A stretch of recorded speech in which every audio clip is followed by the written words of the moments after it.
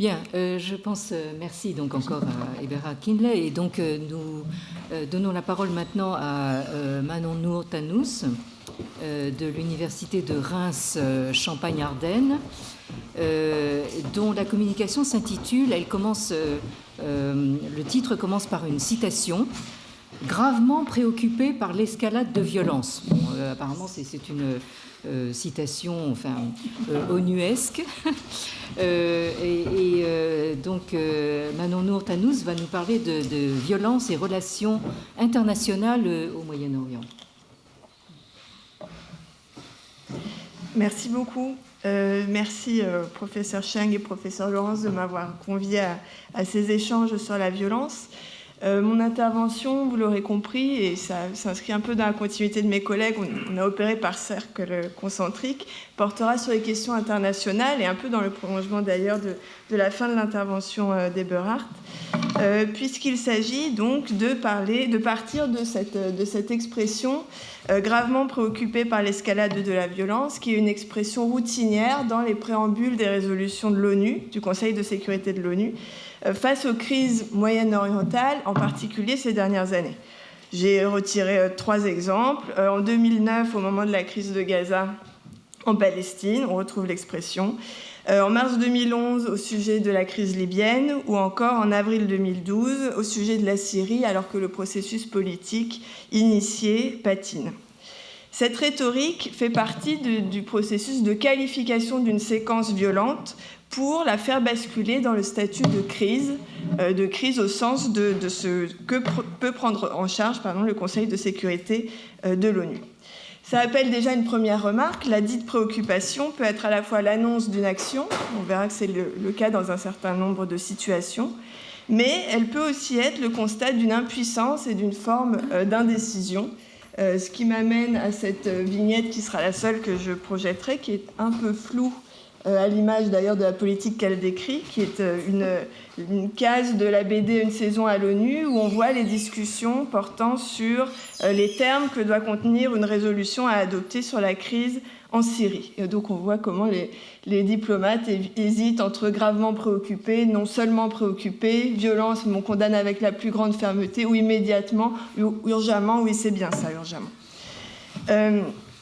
Donc dans cette présentation, je tâcherai de montrer en fait ce que cette rhétorique de préoccupation de la violence dit du rapport de cette partie du monde avec l'extérieur sur la période contemporaine et donc au-delà des guerres de décolonisation notamment, enfin après. Nous verrons donc que la violence est polymorphe, qu'elle est dans les textes onusiens d'ailleurs non définie le plus souvent dans ce type de résolution, qu'elle est condamnée par les puissances extérieures, qu'elle fait l'objet de tentatives de régulation par les institutions internationales, et donc qu'elle est plus largement saisie par un discours qui va consister à légitimer une violence et à disqualifier une autre violence, on verra selon quel terme. La violence n'en reste pas moins omniprésente. D'une part, elle est constitutive des pratiques, des pouvoirs soutenus, qui ont longtemps été soutenus, qui le sont parfois encore dans la région, comme des partenaires. Et d'autre part, elle constitue, cette violence, un mode d'interaction avec la région. Donc, c'est ces 2 points que j'aimerais aborder dans le temps qui m'est imparti. D'abord, comment a été élaboré un système international de condamnation de la violence et quelles sont les conséquences sur le Moyen-Orient. Donc, comment cette violence est devenue une préoccupation. Et dans un deuxième temps, peut-être sans jouer sur les mots, comment cette violence est aussi une occupation au sens d'activité, puisqu'elle est un mode d'interaction avec la région. Et là, on parlera plutôt de la politique des États. Donc, premier point, un système international de condamnation de la violence. On a tout un système d'interdiction élaboré par l'ONU, donc en premier lieu. Vous aurez compris que c'est essentiellement sur cette organisation que portera mon propos. On a le Moyen-Orient qui figure comme point d'application de différents principes et de séries d'interdictions ou de disqualification de la violence. Le premier, c'est tout simplement le principe de non-recours à la force armée, qui est au cœur de l'institution onusienne lorsqu'elle est fondée en 1945, après les 2 guerres mondiales. Le préambule de la charte de l'ONU mentionne bien que l'objectif de l'institution et d'éviter aux générations futures les fléaux de la guerre. Et dans son article 2, la charte prévoit que les membres de l'ONU s'abstiennent dans leurs relations internationales de recourir à la menace ou à l'emploi de la force. En fait, c'est plutôt une interdiction de recours à la force décentralisée ou non encadrée par l'ONU, on y reviendra.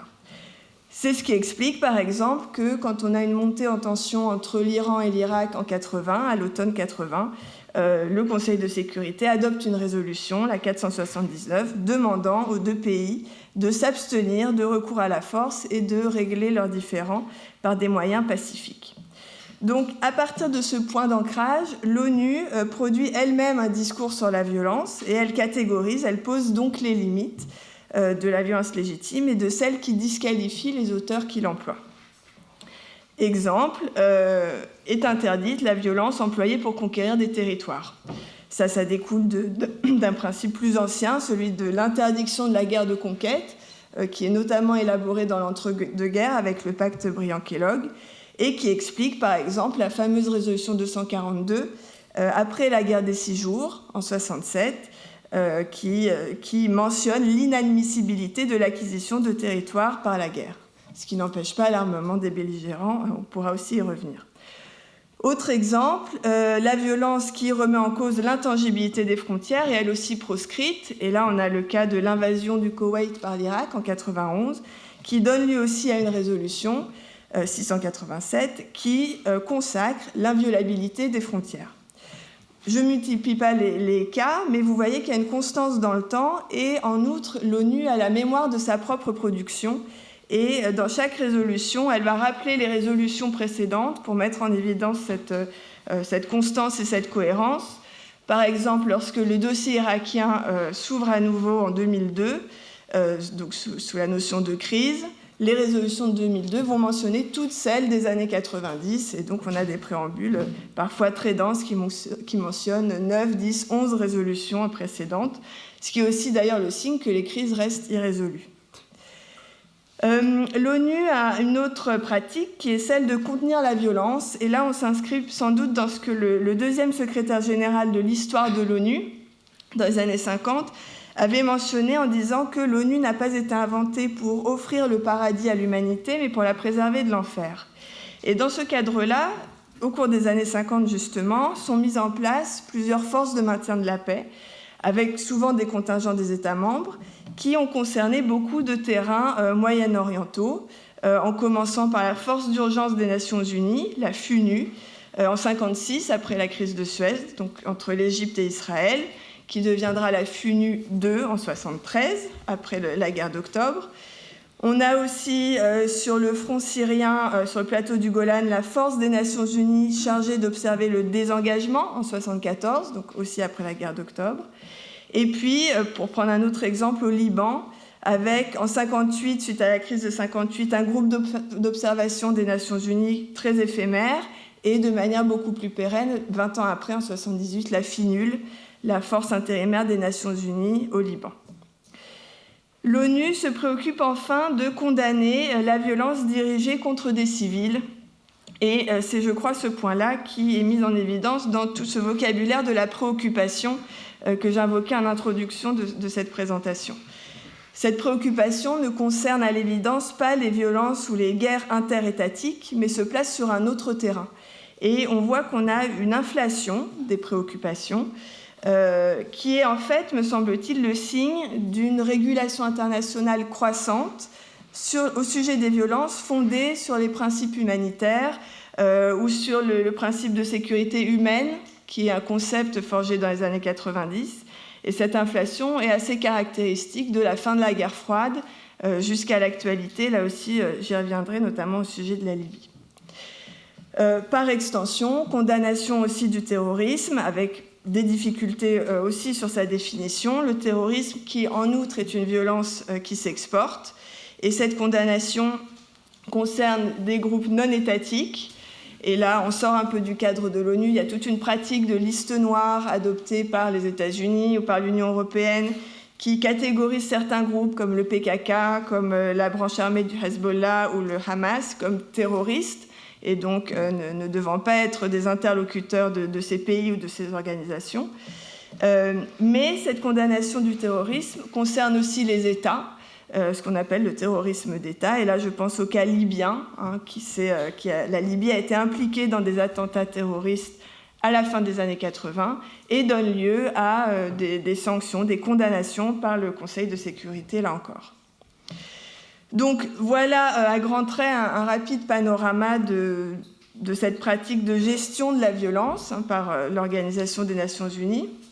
Ce qui ne nous empêche pas de voir, donc, deuxième partie de mon propos, que la violence, paradoxalement, est un mode d'interaction avec la région, et donc en considérant ici davantage la politique des États et en se plaçant après la politique coloniale, qui bien sûr est caractérisée aussi par ces séquences et ces pratiques de violence. Comment un mode d'interaction avec cette région ? Je vois deux points essentiels. Le premier étant un soutien ou du moins une tolérance envers des régimes violents. Donc ces régimes violents qui se sont constitués, ça a été déjà évoqué après les indépendances, où on a une construction parallèle des États et des armées, et donc la mise en place de régimes militaires qui en plus perdurent au nom de la modernité, au nom parfois de conflits extérieurs, et je pense aux guerres ici avec Israël. Ces régimes militaires font que la violence est le quotidien des États et donc des sociétés. Ils en sont les premiers acteurs, les premiers producteurs. On parle parfois de régimes brutaux. Et dans certains pays, on a en outre une aggravation de cette caractéristique avec une obsession de la dimension sécuritaire qui va caractériser les années 70, les années 80. Et donc, ces régimes se maintiennent alors par leur capacité à produire la violence, mais aussi par leur capacité à arbitrer entre des acteurs de violence, que ce soit sur la scène interne, où il y a une mise en concurrence de ces appareils, ou à l'échelle régionale, et là on peut penser à la Syrie, dans ce que Patrick Seal appelle la lutte pour le Moyen-Orient, où l'acteur syrien s'est imposé comme incontournable sur la scène régionale, par l'usage de la violence et aussi par cette position d'arbitre.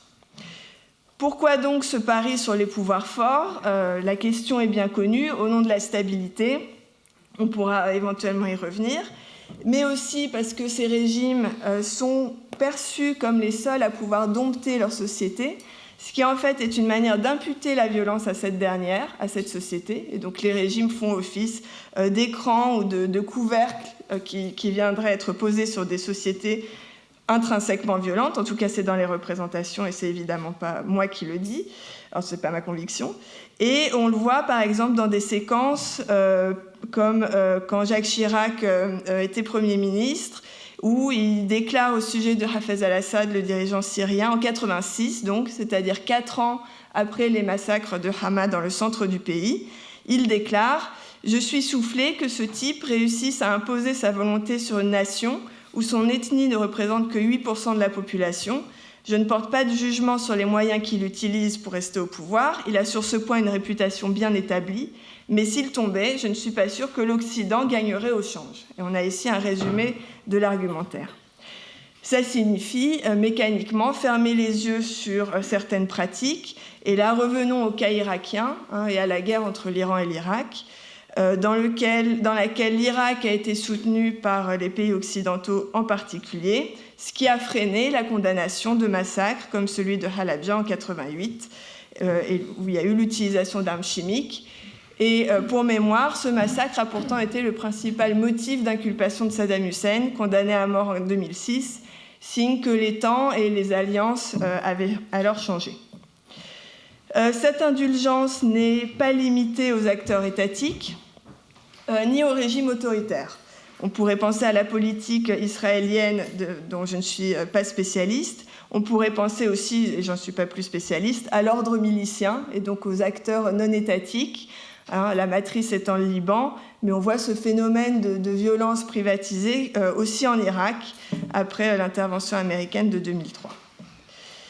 Ces traits vont être accentués après les soulèvements de 2011 dans la région, même si le profil des soutiens change, mais ces régimes continuent de capitaliser sur certains soutiens. On a donc un schéma dans lequel la violence des régimes est décuplée, puisqu'ils sont mis en cause par des soulèvements. Cette violence est en outre ultra documentée. par des récits de prisonniers, mais aussi par des instructions juridiques qui reposent, par exemple sur le cas de la Syrie, sur le rapport César, qui a fait état de la pratique de torture dans les prisons du régime. Ce qui pose une autre question sur la scène internationale, c'est la question du jugement et de la saisine de la CPI, de la Cour pénale internationale ou autre. On a aussi l'emploi d'armes prohibées, je pense ici aux armes chimiques, sans réaction majeure, ces séquences étant parfois identifiées comme des tournants dans ces crises initiées en 2011. Et en face, selon le principe que la violence légitime la violence, parmi celles et ceux qui se sont soulevés, on observe une militarisation, parfois une organisation en miroir par rapport à l'appareil militaire, c'est-à-dire en brigade, en bataillon. Cette option violente nécessitant aussi des appuis extérieurs, ne serait-ce que parce que acheter une Kalachnikov en 2012 coûte entre 1 000 et 2 000 $. Et donc s'engager dans cette voie remet au centre les acteurs extérieurs qui sont donc l'objet de ce propos. Deuxième motif qui permet de justifier, de parler de la violence dans l'interaction avec ces pays, c'est qu'on a des configurations qu'on pourrait appeler des configurations permissives de la violence. Et je songe ici aux interventions militaires qui ont déjà été un peu évoquées. On est face à une partie du monde qui est particulièrement vulnérable aux ambitions des grandes puissances et qui se livre à des interventions dont les motifs varient. Le premier, ça peut être celui de la sécurité collective. J'ai dit tout à l'heure qu'il y avait une interdiction du recours à la force, mais une interdiction en fait d'un recours décentralisé. Si on est dans le cadre de la sécurité collective, il peut y avoir recours à la force. C'est la logique de la coalition contre Saddam Hussein en 1991, après l'invasion du Koweït. On a aussi l'argument de légitime défense, qui a été invoqué après les attentats du 11 septembre en 2001, qui nous emmène un peu plus loin sur le terrain afghan, mais qui a aussi été donc un motif pour intervenir, et avec l'aval du Conseil de sécurité de l'ONU. La deuxième grande famille de motifs pour l'intervention, c'est la lutte contre le terrorisme, avec la particularité qui est que cette violence est légitimée par le fait que le mode d'action terroriste et donc leur cause est délégitimé par les acteurs. Donc là, on voit en fait comment cette grille de lecture du contre-terrorisme montre que l'intervention a besoin d'un discours. Et la lutte contre le terrorisme va offrir ce discours dans différentes configurations.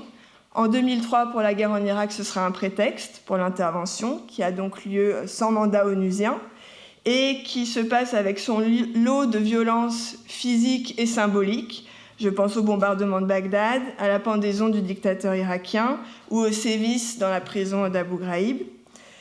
Cette lutte contre le terrorisme a été réactivée à partir de 2014 contre l'État islamique et puis de manière plus dense encore à partir des attentats de 2015. Je parlais tout à l'heure de violences qui s'exportent, où là donc on a une coalition plus large qui en outre constitue une ressource pour les acteurs locaux. Donc c'est intéressant de voir comment il y a toujours cette résonance entre les scènes, cette articulation, puisque donc la coalition contre l'État islamique va s'appuyer au sol sur des partenaires, en l'occurrence pour le terrain syrien, les Kurdes du PYD, au sein des forces démocratiques syriennes, qui sont le soutien au sol de la coalition. Le terrorisme, enfin, a été le prétexte à l'intervention russe en Syrie à partir de 2015, moment où l'État islamique avait établi sa capitale à Raqqa et où les Russes écrasaient par leurs frappes une partie de la ville d'Alep. Et donc là, on était dans une logique de soutien aux États, en fait de soutien au régime, à travers une vision très stricte de la souveraineté. Là aussi, on pourra éventuellement y revenir. Et puis, dernier motif de ces interventions, c'est la protection des civils. Là aussi, le terrain moyen-oriental a été particulièrement propice à des élaborations sur ce que signifiait la protection des civils et à quel point on peut la mettre en regard avec la souveraineté d'un État. C'est ainsi qu'en 1991, donc après la guerre du Golfe, l'ONU condamne la répression des populations civiles irakiennes, donc par Saddam Hussein, c'est la résolution 688, qui est assez importante parce qu'on trouve dans la rédaction de cette résolution un vocabulaire de la compassion. Le Conseil se dit profondément ému par l'ampleur des souffrances de la population. Et c'est le point de départ pour invoquer l'action des actions humanitaires, des organisations humanitaires, donc dans un État souverain. Et de fait, cette résolution va permettre l'établissement d'une zone d'interdiction de survol par la France, les États-Unis et le Royaume-Uni, et donc l'établissement d'une zone protégée ouvrant la notion à ce qu'on a appelé le devoir d'ingérence, ouvrant la voie à la notion du devoir d'ingérence. Donc c'est vraiment au sujet de ces questions moyen-orientales qu'a pu avoir lieu ce tournant. Aujourd'hui, on a un autre vocabulaire, c'est la responsabilité de protéger, qui consiste à dire que la communauté internationale peut intervenir lorsque les États soit ne sont pas capables de protéger leur population, soit se rendent eux-mêmes responsables de crimes contre celle-ci. Et donc c'est une autre vision de la souveraineté. La souveraineté n'est pas seulement un droit, elle est aussi un devoir de protection. Et c'est ce principe de responsabilité de protéger qui a été activé pour la Libye, après les menaces de bain de sang proférées par le colonel Kadhafi contre la ville de Benghazi. Et donc, résolution 1973 en mars 2011 qui met en place le principe d'une intervention au nom de cette protection.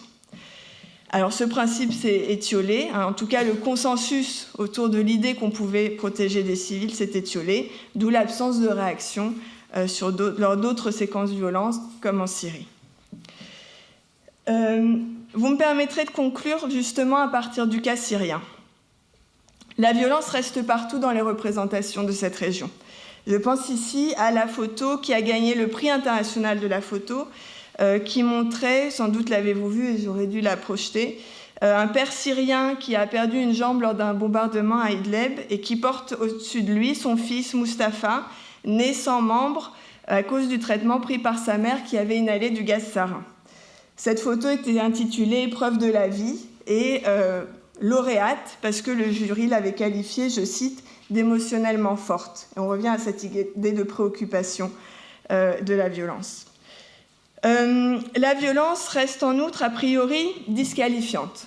On voit tout le débat qu'il y a eu sur la livraison d'armes aux rebelles syriens du côté occidental et le poids de l'opinion publique servant un peu de préemption, d'empêchement au fait de s'engager sur le terrain militaire aux côtés de ce camp en Syrie. Cette disqualification est d'ailleurs saisie par les auteurs. À chaque fois qu'ont été mis en présence le régime syrien et l'opposition, et ces négociations commencent en 2014, sous l'égide de parrains internationaux, les deux camps s'accusent mutuellement d'avoir du sang sur les mains en disqualifiant de fait le statut d'interlocuteur de l'autre.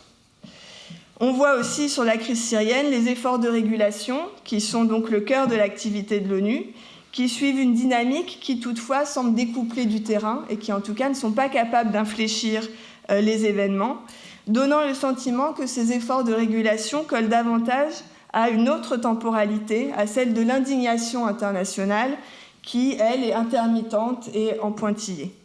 D'où l'image récurrente et qui ressurgit beaucoup au sujet de l'Ukraine. Il y a eu un article dans Le Monde, je crois, la semaine dernière, parlant de l'ONU comme étant en état de mort cérébrale. On avait déjà eu ces débats en 2016, au moment du bombardement d'Alep-Est, où l'ONU avait été qualifiée de tombeau des Nations Unies. Et l'ONU était décrite comme aussi impuissante et aussi hors de propos que la Société des Nations au moment de Guernica. Il reste par ailleurs, et ce sera mon dernier point, des configurations permissives de la violence, et je pense ici à l'usage des mercenaires, par exemple les mercenaires russes du groupe Wagner, qui opèrent en Syrie, mais aussi en Libye, qui sont non pas un retrait, mais un redéploiement de l'État, sont peut-être selon une logique d'empire d'ailleurs, et qui permettent en tout cas de démultiplier la puissance russe, tout en échappant aux mécanismes de disqualification. Tout ça conduit à un état de belligérance qui a profondément brutalisé ces sociétés, aux côtés des acteurs locaux, qui ont été évoqués par mes collègues avant moi, c'est bien en complément, bien sûr, avec une asymétrie du rapport à la violence, puisque les victimes civiles sont uniquement du côté des locaux, et on a en face une nouvelle mécanique de crimes de guerre, en Syrie toujours.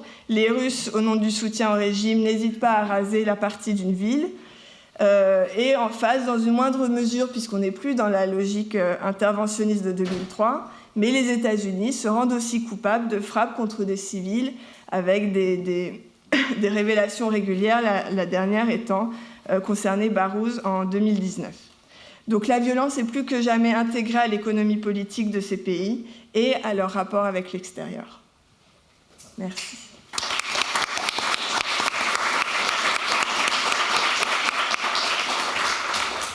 Oui, alors merci Manon Nour-Tannous pour cet exposé très, très, très complet et délivré dans le temps dévolu. Alors moi, je veux dire, j'avais jamais pensé à ça, que la préoccupation onusienne pouvait être une occupation, c'est-à-dire, pour ainsi dire, un business, quoi, enfin, en quelque sorte. Bon, c'est la facilité du jeu de mots. Oui, c'est ça, oui. Enfin, en tout cas, là aussi, je pense qu'il y a des résonances, enfin, non seulement des résonances, mais je veux dire des conséquences tout à fait réelles, beaucoup plus loin à l'Est, et je pense naturellement à la Chine. Cet état effectivement, ce diagnostic de mort cérébrale de l'ONU, enfin bon, qui revient à intervalles réguliers. Et là, je pense que la mort cérébrale, si j'ose dire, ça s'arrange pas, hein, donc, et on n'en guérit pas non plus. En fait, c'est l'occasion pour certains idéologues chinois de dire que bon, l'ONU, c'est fini, l'ordre mondial défini au lendemain de la Deuxième Guerre mondiale, c'est terminé, et maintenant, c'est la Chine qui va dicter son nouvel ordre avec cette fameuse idée du Tianxia. Peut-être on aura l'occasion d'y revenir. Et puis alors la lutte contre le terrorisme aussi, elle a bon dos, hein, je veux dire, parce que bon, ça, on peut dire que c'est l'argument massu, si j'ose dire, du gouvernement chinois contre les Ouïghours. Hein, donc on y reviendra aussi en fin de journée. Henri... oui, je rappelle que j'ai souvent dit et même écrit que l'antiterrorisme tue beaucoup plus que le terrorisme. Oui, en effet. Bien.